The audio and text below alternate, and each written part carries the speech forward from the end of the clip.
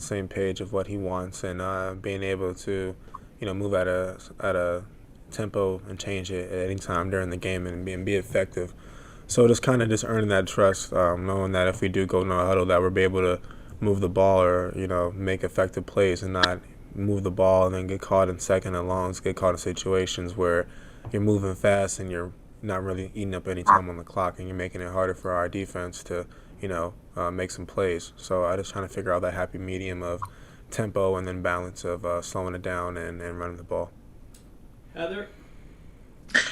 What's the biggest thing that you've had, kind of whether it was in college, high school, or even now, when coming off a big win like that, an exciting win? I know it's easy to say move on to the next game and move on to the next page, but do you have anything that, in your mind or whatever it is that you do to kind of celebrate, but then, focus in on the next game at hand?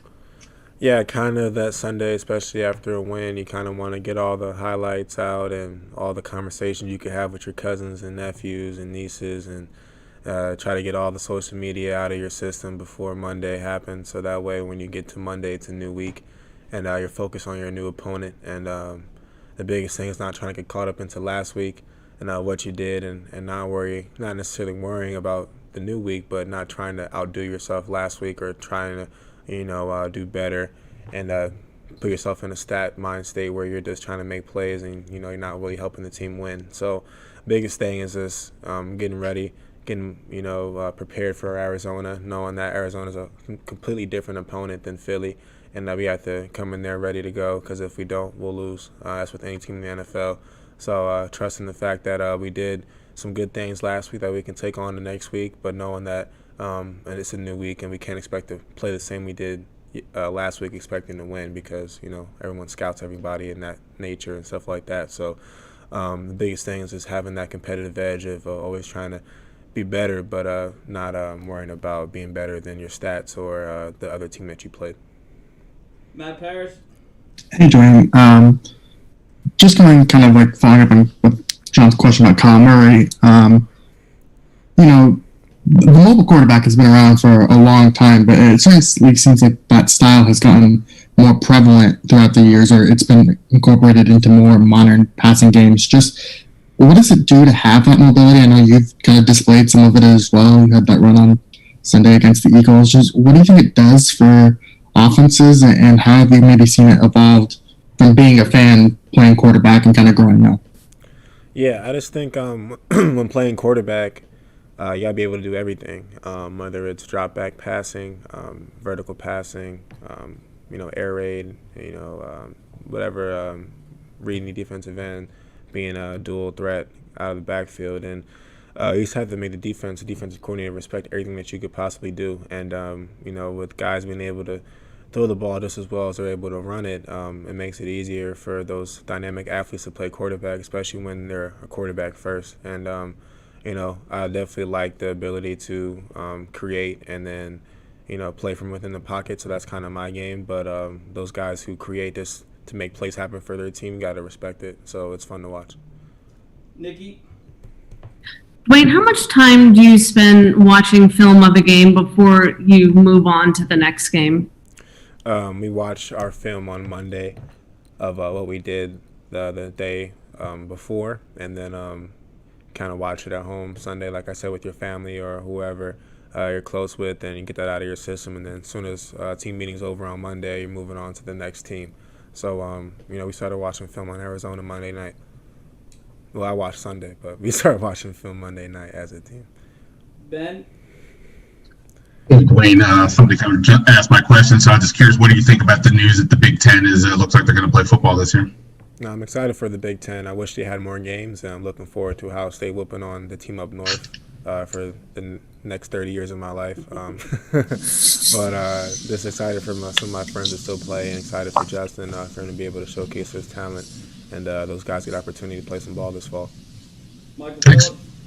I'm curious what you learned about. You guys seem to do a good job of making your own energy without fans in the stands as a team. What did you learn about what you'll need to do to kind of keep that energy level up without the fans there? Yeah, it's tough not having fans in the stadium because you're so used to the momentum changes, used to the big plays and hearing the oohs and ahs of the fans when they're in the stadium. But the biggest thing is this knowing that you're in a game. It's a game-like atmosphere, and when you get a big play, when RK had broke that record for the sacks, ran on the field and gave him a hug. So the biggest thing is just knowing that every play counts, have the same energy, like it's a game. It is a game, despite of lack of fans or presence in the stadium. But to know that we worked multiple weeks of the off season to get here and to enjoy the moment, being home, and it's our home stadium, and having fun. Football is about fun. It's a game, and just motivating, leading the guys. JP. Hey, Dwayne, Ron talked, not specific to you, but just about the offense, that maybe there was some jitters early on against Philly. Is that something you sensed, and did you feel it and say anything to your teammates, and how do you prevent that week two? Just kind of like not having any preseason. Rookies are kind of new, and then we never really had the opportunity to call a game before. So it's our first time calling a game, and not to make any excuses, but so for some guys it's different, getting acclimated faster than others. But I think the biggest thing is just having that energy. If the guy's not quite sure what he's doing, trying to get him up to speed and make sure that he is going as fast as he can every play that he's in. He's not thinking that much. And then the biggest thing is just trying to figure out ways to just make it easier for everybody, whether it's getting a completion or calling a run play for Sheriff and getting him downhill, or getting Terry the ball and just trying to find ways to get the ball moving. And we'll figure that out each game, how we get started. But I feel like once we get started with our defense, we can make a lot of big games this year. Les. Hey, Dwayne, what was it like in the game without fans? I mean, what are the things that you notice most when you're out there, or what are things that are different, for you when you're out there without fans? I miss the boos. I miss the Philly fans screaming at us on the sideline.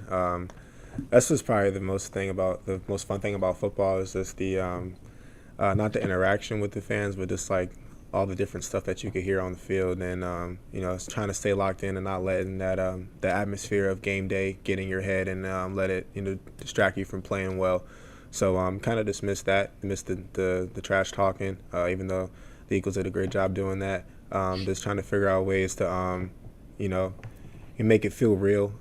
So with the crowd noises, or I know some teams have some fans in the stadium, and just making it feel like a game, getting a big play on third down, and hyping offensive line up, and getting guys going.